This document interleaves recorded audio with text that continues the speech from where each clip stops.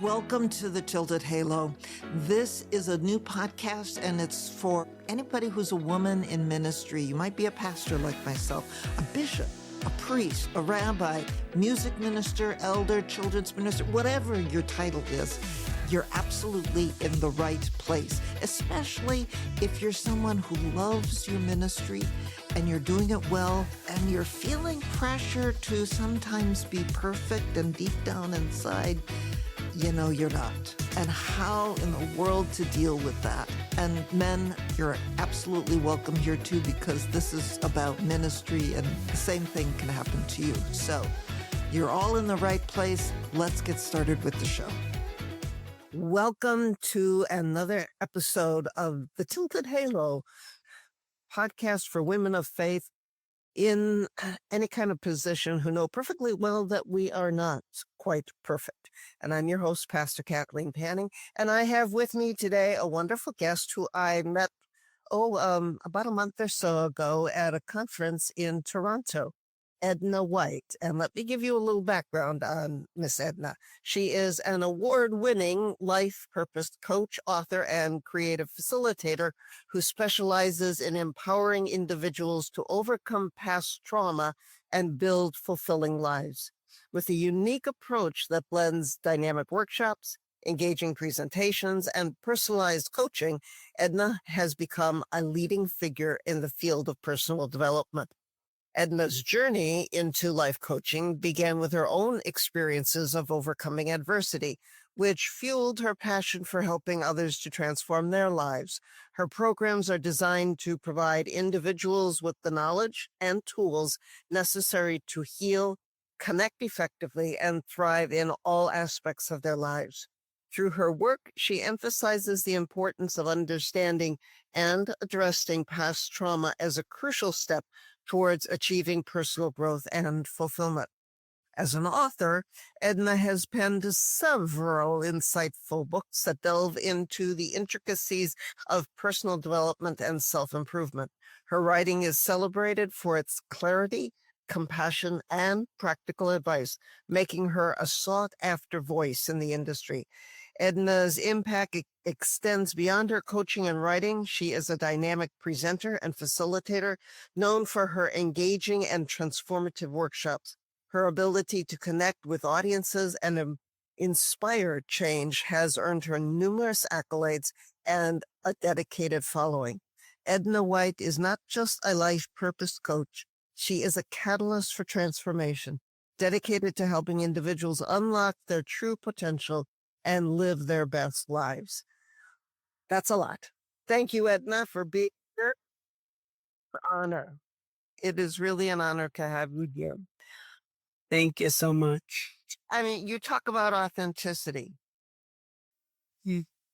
Maybe it would be helpful to start by kind of defining what authenticity is or isn't. Okay. I always give this example. And I go back to my 5-year-old self.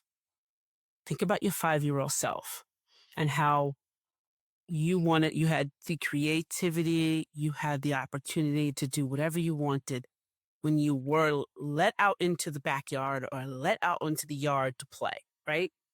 Nothing was an obstacle, right? Nobody was an obstacle. Everybody was your friend. And that feeling of self-worth and self-esteem that you had, we have to take that back. So that's the authenticity that I'm talking about. Being so sure that the world supports you and you don't know anything about religion. You don't know anything about God. You don't know anything about yourself. You don't even know anything about the people you're around, but you have this knowing that you'll be okay. That's what I'm talking about. Coming back to that place that there's all trust and belief in yourself and the supporting universe and God alone, that you are one. That's really what it's about. That's a beautiful picture. Unfortunately, not all 5-year-olds have that experience. And, Yeah. like, there can be traumas and things even as a very young child. Um, so, but, for those who know that sense and that feeling, it's a beautiful Right. feeling, and it's a beautiful, um, sense of being able to do and go and play and be creative and all of those wonderful things without somebody telling us how to do it or what to do. So, yeah. So, why is this journey of becoming the authentic self back to that state of freedom and knowing that we might have had as a child? Why is that important to you? Well, I think it's important because number one, I'm a product of, or I'm a survivor and now thriver of childhood sexual abuse that started at 5. So I remember I remember being happy, and I also remember when I was damaged. So I have a great sense of what it feels like, you know, and I can really tell you that why is it important to me? Because all through life, I was carrying the burden of shame, carrying the burden of who I was. I couldn't even figure out who I was because I was damaged early. So think about being damaged. Just think about being in a bag, right? Just covered up, just closed off in a black bag and living like that until you were in your 20s. So maybe you could peep out a little bit. But all through the times that you're supposed to be growing and knowing and learning and getting all this great information, I wasn't getting it. I wasn't getting any of that. Even though I was part of the world, I wasn't getting any of it. I went to college. I was modeling. I had children. I was married. Still wasn't getting any of that. I was dull. I was numb. And I was just moving along because somebody told me that's what I'm supposed to do. That's what I'm supposed to do. I even became part of. Go ahead. I'm sorry. Well, as you're talking about that, going along because that's how somebody told you what they're supposed to do, without childhood sexual trauma, a lot of us as women in particular have that same, this is how you're supposed to behave. What will the neighbors think? Do something different. I mean, I heard that kind of thing. Um, yeah, uh, that's not the way our family does things. Right. Yeah. All those things, and that puts that Absolutely. bag over our heads, and Absolutely. so yeah. So please continue with your own story. So, going through that and then getting to the point I'm modeling because that's one of the things I wanted to do. Right. So I'm modeling. And I even know my own self-worth, my beauty. I didn't know I was beautiful until I was in my 40s. No one had ever told me that I was beautiful, ever. Not even my parent. My dad, when I met my dad for the first time, I was 27. He did say, "Oh, you are cute." You know, he said, "You are cute. You're cute. You sure you're my daughter?" He did say that I was beautiful. I heard that at 27. Then I really heard that, you know, um, and when older, like people say, "Oh, you're really pretty." Like it was like I didn't notice it, but yeah, you are cute. Like almost like matter of factly, yeah, you are cute. What was they? I guess it was expecting something else. It never was told you're beautiful.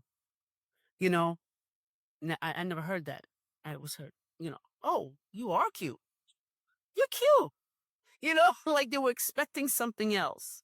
You know, and Yeah, and we as women, we don't get that. We're either too busy or nurturing, doing the things that we're supposed to, all those things we're supposed to do, and fulfill somebody else's dream, except for the dream that God had instilled us in the first place, you know, and obscure as it may be, sometimes it is an obscure position, you know. Um, for me, I never knew that. I thought it was when I started I joined the church, I thought I was supposed to be in the pulpits, doing this. This is what somebody so kind of designed for me, Like I thought it was that.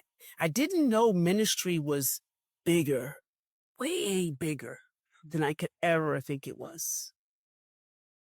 Right? I didn't know. I thought it was just one vein, and until I heard the call of God, like I really heard God's call, I feel like I was like, and it was knocking on me. It was really knocking on me, and I could hear him, and I'm saying, "What's going on with me? What's going on?" And the call was so present in my life that I was literally hearing out loud. So when I was out of the religious order, let's just say the religious order, not out of God, but out of the religious order, because I was questioning, and I was angry, I was upset.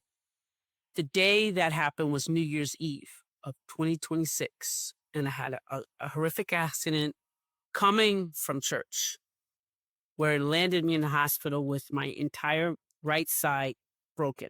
Everything on my right side was broken because the engine came in, on top of my hip, broke my hip, legs, everything. And I was in hospital 48 days. So I had to relearn to walk. But in that walking, I learned that God taught me every little step. He was with me. I've learned to have a relationship with God like I never learned in the 29 years I was in the order. And I'll tell you why. Because I was doing what other people told me to do. And that's the lesson I got. Because other people pronounce, oh, you're going to be this, you're going to do this, you should do this, you ought to do this is better for you. I was getting all those messages and not getting the message that God intended that was already pronounced on my life. So I wasn't getting that message. Wow. So that's why being your authentic self is important, is getting that original message, that original message. Yeah. You know, you're talking about all the people who told you what you should be doing, how you should do things, and all of that. And it reminds me of um, somebody once told me the 11th commandment, "Lukadenes kem," and then the one which is, and I got to say this carefully, "Thou shalt not should upon thyself or others." And That's a good one. yeah, every one of those shoulds becomes a judgment Yes. um, of what's right or wrong. And when we're not doing what others we should, um, it, they we become wrong in some ways, and that's at least in their estimation of what's right and wrong point in time. And like you said, that puts a barrier to living out who we really are. At least it can in many respects. Um, Sometimes, those things that other people tell us to do or how we should do them, um, it's okay. But we always got to put ourselves, the uniqueness of Edna, the uniqueness of Kathleen, into everything. Because otherwise it's not. Yeah, it's not genuine. But the Bible says study to show yourself approved. It doesn't say you take the study of somebody else. It said study to show yourself approved. That means if it applies to you, apply it and make it applicable to your life. Doesn't mean apply it the way they tell you to apply it to your life. Means how can I apply this? Take this, study this. Let me look at this. Now, how can I apply this to my original life? How can I make it applicable to me being my original self and make it work? Right. And for some people that may be singing. It may be art, being very artistic. It can be just the unique way we put ideas and concepts together. All of the uniqueness that's in each and every one of us. Yeah, you're not created to be that other person or compete with them. So it's not a competition. It's being your authentic self and who God created you to be. And that to be who God created us to be, that that's what makes us the most beautiful, confident, worthy people of all. So, well, thank you, Edna. This has been absolutely, and what you talk about is really so important for all of us as women of faith in any position of leadership to be our authentic self. So, and to all those who are listening and or watching, please come back again for another episode of The Tilted Halo. You have been listening to Tilted Halo with me, Kathleen Panning. What did you think about this episode? I'd really like to hear from you. Leave me some comments. Be sure to like, subscribe, and share this episode. And catch another upcoming episode for more conversation on ministry, life, mindset, and a whole lot more. Go to www.tiltedhalohelp.com, where I've got a resource guide and other resources waiting for you. And be sure to say hi to me, Kathleen Panning, on LinkedIn. See you on the next episode.